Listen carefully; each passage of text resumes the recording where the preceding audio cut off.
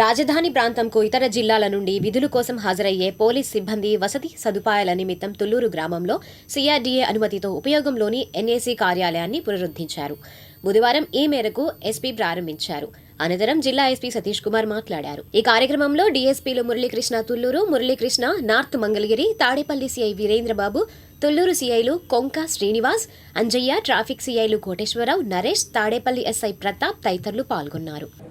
So మన తుళ్లూరు లిమిట్స్లో CRDA లిమిట్స్లో మన వేరియస్ బందోబస్తు డ్యూటీస్ ఉంటాయి, సెక్యూరిటీ రిలేటెడ్ డ్యూటీస్ ఉంటాయి.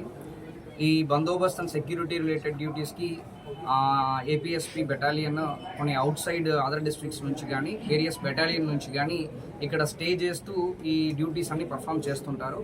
దానికి ఇప్పుడు మన ఇక్కడ ఒక ప్రైవేట్ స్కూల్లో మనకి ఇప్పుడు టెంపరీగా అకామిడేషన్లో ఉన్నారు.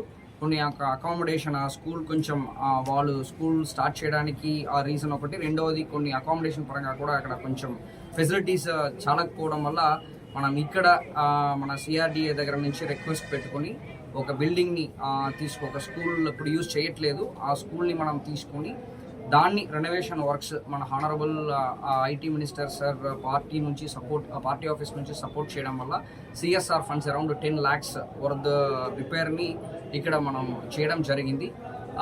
ఇక్కడ బాత్రూమ్స్ కానీ వాళ్ళ అకామిడేషన్ చేస్తున్న రూమ్స్ కానీ అన్నీ కూడా రెనోవేట్ చేస్తూ electrical equipments as well as plumbing works, bathrooms అన్నీ కూడా రెడీ చేస్తూ ఈ రోజుకి 100 members ఈజీగా కంఫర్టబుల్గా అకామిడేషన్ చేయడానికి ఒక ఫెసిలిటీస్ని కల్పించడం జరిగింది.